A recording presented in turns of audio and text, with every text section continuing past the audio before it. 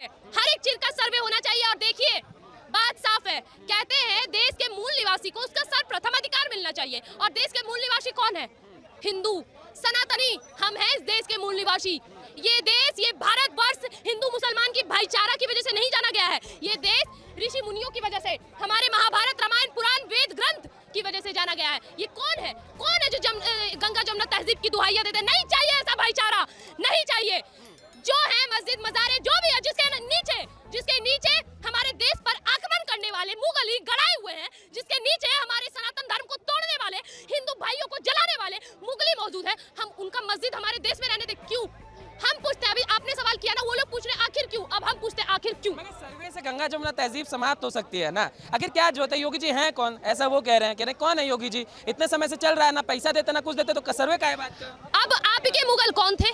चलो ठीक है भाई, मुगलों ने इस देश पे राज किया, आक्रमण किया, इस देश की बहन बेटी को लूटा, बलात्कार किया, हिंदू माँ बहनों का बलात्कार किया, तुम्हें लफ्ज याद करवाया, तुम्हारा इस्लामीकरण करवाया, सब करवाया, लेकिन तुम होते हो कौन? तुमने उनके कल्चर को फॉलो क्यों किया? तुम इस देश में रहते तो हिंदू की तरह रहते, हिंदू भाई बन के रहते। आखिर क्यों? इस देश में एक ही ग्रंथ चलेगा जिसका नाम है भगवत गीता। हर उनके पास तो है ना 56 देश है ना, तो फिर क्यों? क्या जरूरत है इस देश में? सवाल वो कर रहे हैं कि उनको हमसे क्या दिक्कत है? हमारे देश में हिंदुओं को किस तरह काटा गया है ना, इतिहास गवाही है। और मुझे एक बात बताइए, ये जो जगह जगह पे आपको निजामुद्दीन जामा मस्जिद और हर जगह पे मजार मस्जिद दिख रहे हैं, एक जगह बताइए जिसके नीचे एपीजे अब्दुल कलाम जैसे मुसलमानों का शरीर हो। एक बताइए, सबके नीचे ये मुगलई, 2 कौड़ी के मुगलई गड़े पड़े हैं। और हिंदू मुसलमानों को तो छोड़ दीजिए, जो हिंदू खुद के नाम के आगे कपूर, भट्ट, सिंह और पांडे और न जाने क्या क्या लगाते हैं, वो जाके उस मस्जिद पर माथा टेकते हैं। उनसे तो दिक्कत नहीं। अरे मुसलमान भाइयों, मुझे तुमसे दिक्कत नहीं, मुझे दिक्कत है अपने देश में मौजूद दोगले हिंदुओं से।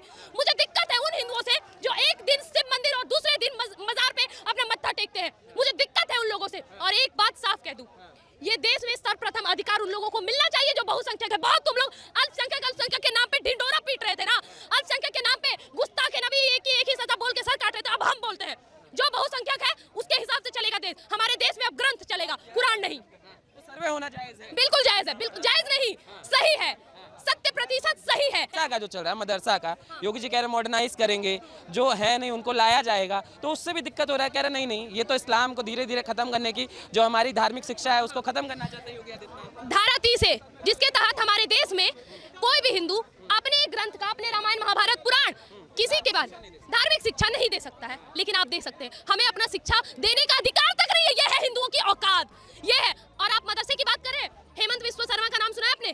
असम के चीफ मिनिस्टर, सारे मदरसे तुड़वा दिए उन्होंने, चू भी नहीं किया किसी ने। और हाँ, उनसे एक और सवाल किया गया था कि आपने इतना बड़ा काम किया तो वो लोग पढ़ाई कैसे करेंगे? उन्होंने बता दिया उन सबको जिनका मदरसा से जो बच्चे मदरसा में पढ़ते थे, उन सबका एडमिशन एक अच्छे स्कूल में करवा दिया गया है। तो अगर तुम्हें पढ़ना है, देखिए सर, अगर आप जिन प्रॉब्लम की बात करें ना, तो मैं सत्य बोलेंगे तो लोगों को लगेगा मैं मुसलमानों के खिलाफ हूँ।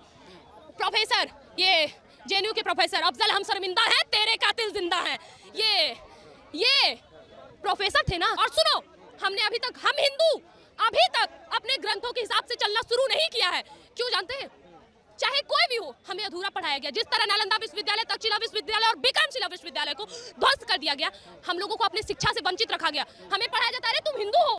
तब जाकर होता क्या, किसी के हाथ में जब ये बात बहकती है जी, तो ये बड़ा दुर्भाग्य है यार। ये बड़ा दुर्भाग्य कि मुसलमान जो हमारे, ये बार बार ये कहना कि हमारे भाई है, हमारे भाई है, ये भाई है, भाई के बारे में भाई है, भाई, ये बार बार नहीं कहते। लेकिन जिस मुसलमान के साथ में हम लोग अंग्रेजों के खिलाफ लड़े, 1857 का जो था जो रिवोल्ट हुआ, तो भी हम लोग साथ में मिलकर किया जी।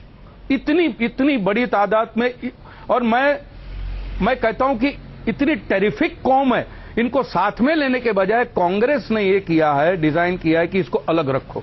क्योंकि जिस दिन हिंदू मुसलमान एक हो गए जी, जिस दिन हिंदू मुसलमान एक हो गए, कांग्रेस के बाहर कोई मुद्दा ही नहीं है। और मैं एक बात बता दूं, ये कौम सिर्फ अल्लाह से डरने वाली कौम है, किसी के बाप से नहीं डरती ये कौम। ये सिर्फ अपने नबी करीम से डरने वाली कौम है जी। लेकिन उनको ऐसे, क्योंकि क्या है, जज्बाती बहुत है जी।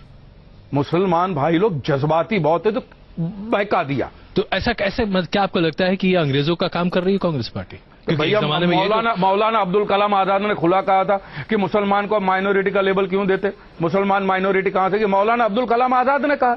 उन्होंने कहा है कि माइनॉरिटी का लेबल जो देते हो वीकनेस है, अनवारंटेड है, ये इसकी जरूरत नहीं है। सब साथ में कंधे से। अच्छा, जब अंग्रेजों के सामने लड़े तब भी मुसलमानों की तादाद कम थी जी, फिर रिवोल्ट हुआ था तब भी मुसलमानों की तादाद कम है, आज भी मुसलमानों की तादाद कम है, तो माइनॉरिटी कहां से आ गए? ये मोदी जी कहते सब एक है, सब एक है, तो सबका विकास साथ में होता है ना। इनका काम क्या है कांग्रेस वालों का कि अलग अलग करके रखो यार, अपना काम चल जाता है यार। अच्छा, अगर कांग्रेस के दिल में इतना ही भला है मुसलमानों के लिए, तो 65 साल के अंदर उन्होंने क्या किया? नहीं, वो तो जाहिर सी बात है, लेकिन कांग्रेस नहीं, ये गलत। ये तो वही तो बोलता हूं, कांग्रेस का सबसे बड़ा प्रोपेगेंडा यही है कि ये प्रॉब्लम जिंदा रखो, इसको कहीं भी ठंडा नहीं पड़ने दो, ये प्रॉब्लम को जिंदा रखो आप। और जिस दिन एक हो गए तो वाकई कांग्रेस के पास कोई मुद्दा ही नहीं है, ये मैं कह रहा हूं, बार बार कह